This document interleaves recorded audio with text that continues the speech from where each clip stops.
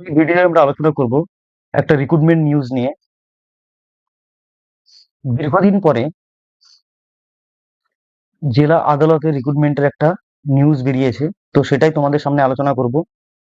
যারা দীর্ঘদিন ধরে অপেক্ষা করছিলে যে ডিস্ট্রিক্ট জাজে তোমরা আবেদন করার জন্য বা চাকরি করার জন্য, যাদের স্বপ্ন রয়েছে ডিস্ট্রিক্ট জাজে চাকরি করার, তাদের জন্য একটা সুবর্ণ সুযোগ এসেছে বাঁকুড়া ডিস্ট্রিক্ট থেকে।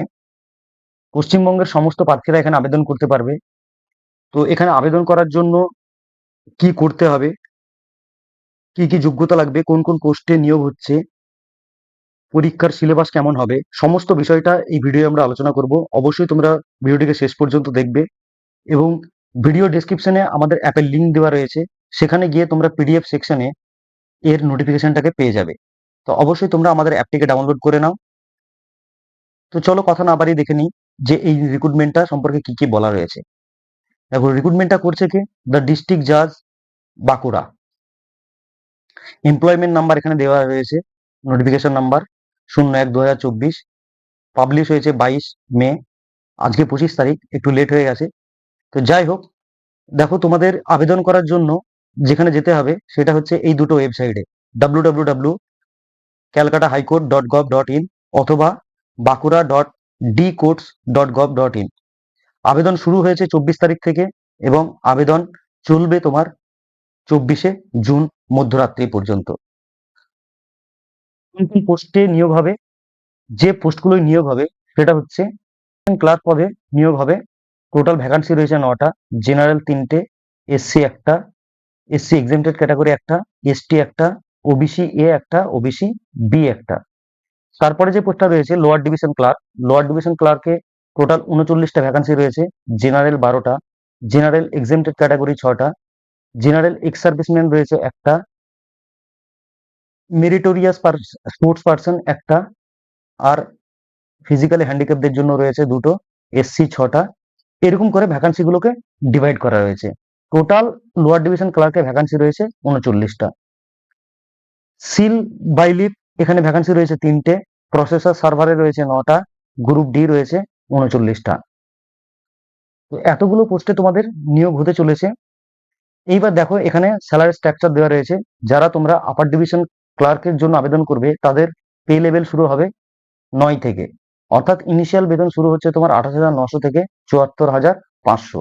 এর সঙ্গে যে অ্যালাউন্স গুলো রয়েছে, ডিএ, এইচআরএ এবং মেডিকেল অ্যালাউন্স, সেগুলো কিন্তু যোগ হয়ে যায় এর সাথে। ওকে, তারপরে লোয়ার ডিভিশন ক্লার্কের পে লেভেল কত, 6। সিল বাইলিপের পে লেভেল হচ্ছে 6, দুটো হচ্ছে ইকুইভ্যালেন্ট পোস্ট। তারপরে হচ্ছে প্রসেসর সার্ভারের পে লেভেল 5 এবং গ্রুপ ডি, গ্রুপ ডি তে রয়েছে পিওন, নাইট গার্ড, ফারাস, এদের পে লেভেল হচ্ছে 1। তো এই ক্ষেত্রে যে স্যালারিটা হবে তোমাদের, এটা হচ্ছে তোমাদের বেসিক পে, যেটা আমরা পুরোনো স্ট্রাকচারে বলতাম। এই বেসিক পের সঙ্গে ডিএ, এইচআরএ এবং মেডিকেল অ্যালাউন্স যোগ হবে। তারপরে দেখো এলিজিবিলিটি, অর্থাৎ কি যোগ্যতা লাগবে। বয়স হতে হবে তোমার 18 থেকে 40-এর মধ্যে, 1/1/2024 অনুযায়ী সমস্ত পোস্টের জন্য 18 থেকে 40-এর মধ্যে বয়স হতে হবে। এছাড়া এসসি এসটিরা বয়সে ছাড় পাবে এবং OBC, OBC A, OBC B এরাও বয়সে ছাড় পাবে।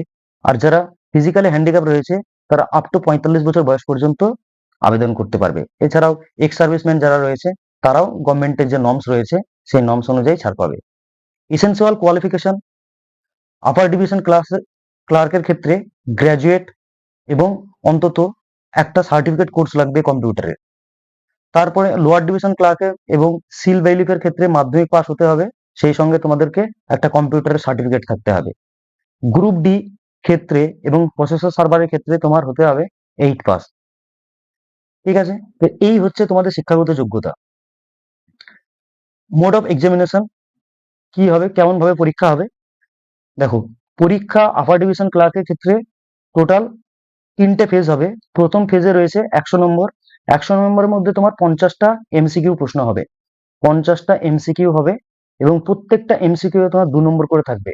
আর প্রতিটা ভুল প্রশ্নের জন্য বা যদি তুমি ভুল উত্তর করো সেই ক্ষেত্রে তোমার 1 নম্বর কাটা যাবে। তার মানে তোমার এইখানে হচ্ছে, যদি তুমি একটা প্রশ্ন ভুল করো, দুটো প্রশ্ন ভুল করো, তাহলে তোমার 2 নম্বর কাটা যাবে। প্রতি প্রশ্নের জন্য 1 নম্বর করে কেটে নেওয়া হবে, যেহেতু তোমার প্রতিটা প্রশ্নের মান হচ্ছে 2। তার জন্য সময় থাকবে কত? 60 মিনিট। যারা তোমরা এই ফেজ 1 এ কোয়ালিফাই করবে তাদেরকে ফেজ 2 এ ডাকা হবে। পার্সোনালিটি টেস্টে 1:5 অনুপাতে ডাকা হবে। তো পার্ট 1 এ যারা পাস করবে তাদেরকে ফেজ 2 এ ডাকা হবে। ফেজ 2 এ কি হবে? কম্পিউটার প্রফিসিয়েন্সি টেস্ট হবে, ওয়ার্ক ম্যানেজমেন্ট এবং রাইটিং স্কিল। কিভাবে? রাইটিং স্কিলের মধ্যে থাকবে তোমার নোট ড্রাফটিং করা, রিপোর্ট লেখা, লেটার রাইটিং এবং প্যারাগ্রাফ রাইটিং, প্রেসিস রাইটিং। এবং প্রত্যেকটা যে গুলো বললাম আমি, রিপোর্ট, লেটার, প্যারাগ্রাফ, প্রেসিস, এগুলো সব তোমাদেরকে কম্পিউটারে লিখতে হবে। কম্পিউটারে লেখার পরে যখন তোমাদের টাইম শেষ হয়ে যাবে, মোট টাইম থাকবে 2 ঘন্টা। টাইম শেষ হয়ে যাওয়ার পর সেটাকে তোমাদের সেভ করে তারপরে প্রিন্ট আউট নিতে হবে। যে প্রিন্ট আউটটা বেরোবে সেখানে তোমরা কি করবে? সিগনেচার করে দেবে। এটা যদি কেউ করতে ভুলে যাও তাহলে কিন্তু তার খাতা ক্যান্সেল হয়ে যাবে। তারপরে হচ্ছে ফেজ 3। এই ফেজ 3 তে গিয়ে হবে পার্সোনালিটি টেস্ট। তোমার থাকবে 40 নম্বর। তার মানে যারা আপার ডিভিশন ক্লার্কের ক্ষেত্রে, আপার ডিভিশন বা ইউডিসি বলা হয়, আপার ডিভিশন ক্লার্কে তোমার মোট পরীক্ষা কত হবে?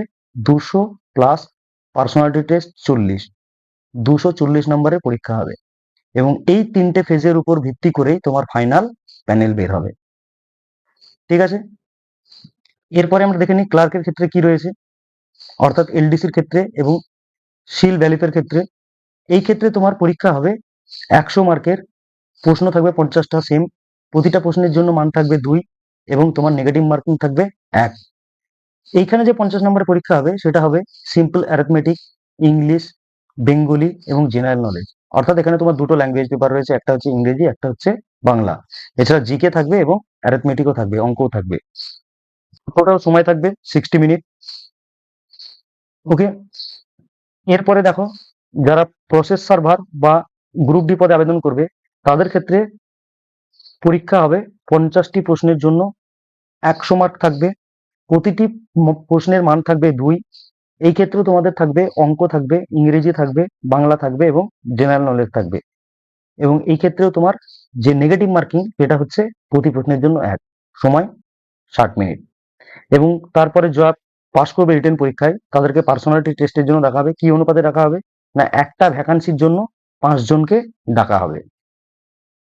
এই গেল তোমাদের পরীক্ষার প্রসেস বা পরীক্ষার যেভাবে তোমাদের নিয়োগ হবে সেটার প্রসেস।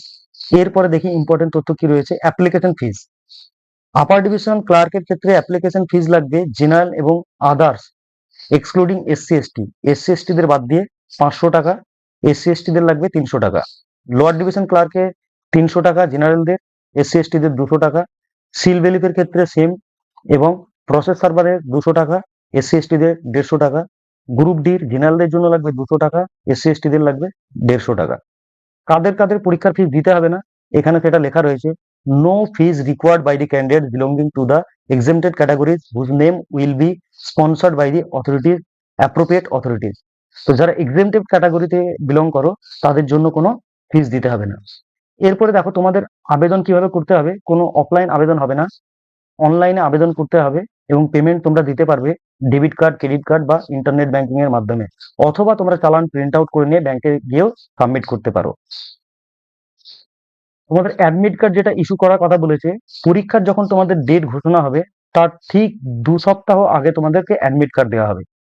পরীক্ষা দিতে যাওয়ার জন্য কোনো অ্যালাউন্স তোমাদেরকে দেওয়া হবে না। এরপরে তোমাদেরকে বলেছে এর পিডিএফটাকে তোমরা যদি পড়তে চাও তাহলে তোমরা অবশ্যই ডেসক্রিপশন বক্সে আমাদের লিঙ্ক দেওয়া রয়েছে অ্যাপের, সেখানে গিয়ে তোমরা অ্যাপটিকে ফ্রিতে রেজিস্ট্রেশন করিয়ে নেবে। তারপরে তোমরা এটাকে ভালো করে পড়ে নেবে নিজে, তারপরে আবেদন করবে। তো এই ইনফরমেশনটা তোমাদেরকে দেওয়া ছিল। আর একটা কথা বলে রাখি, তোমরা যদি আমাদের চ্যানেলকে সাবস্ক্রাইব করে রাখো তাহলে তোমরা দেখতে পাবে যে আমরা কন্টিনিউয়াসলি এখন, অর্থাৎ টিএপিএম একাডেমি অনলাইন এখন নতুনভাবে তার জার্নি শুরু করেছে। এখন প্রতিদিন আমাদের ক্লাস হচ্ছে, সেপারেট টিচার আমাদের ক্লাস করাচ্ছে এখানে। তোমরা ফ্রিতে এখানে প্রিপারেশন নিতে পারবে যে কোনো সরকারি চাকরির পরীক্ষার জন্য। তো যদি ভিডিওটা ভালো লাগে অবশ্যই লাইক করবে এবং কমেন্ট করে জানাবে। Thank you.